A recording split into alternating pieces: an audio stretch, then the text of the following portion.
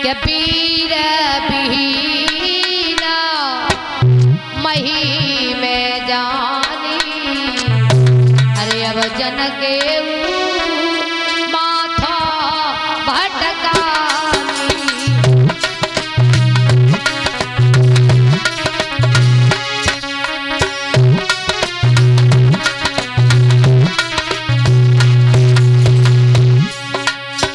वीर been मई में जानी अब जन के माथो भटकानी।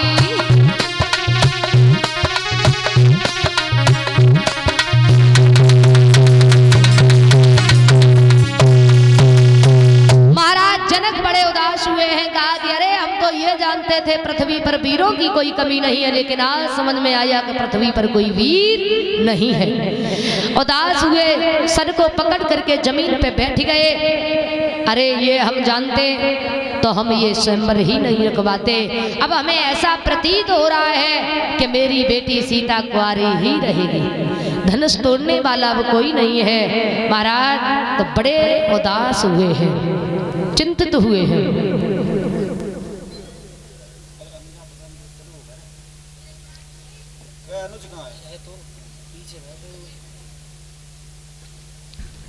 महाराज आज जनक के नेत्रों से आंसू बह रहे हैं, रोने लगे हैं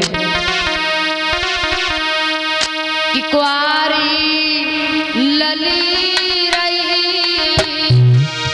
अरे बेरथा पैज धनुष की खानी कुंवारी।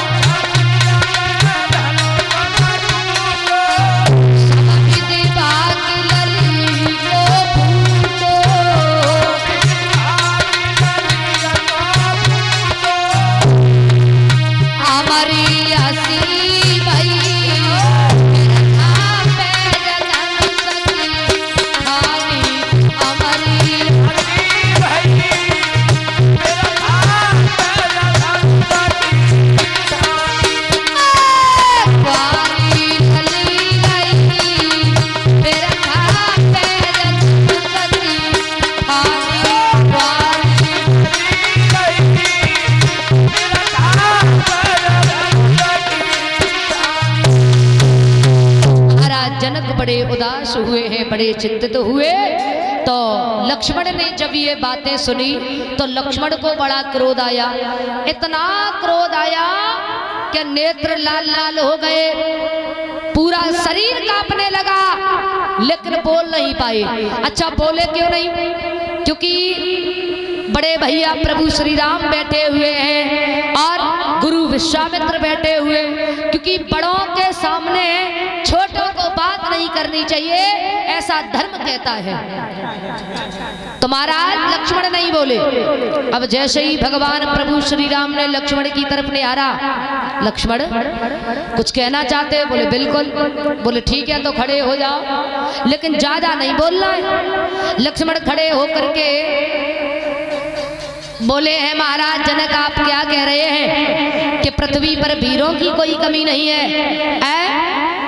पृथ्वी पर कोई वीर नहीं है, लेकिन आप नहीं जानते हैं पृथ्वी पर वीरों की कोई कमी नहीं है।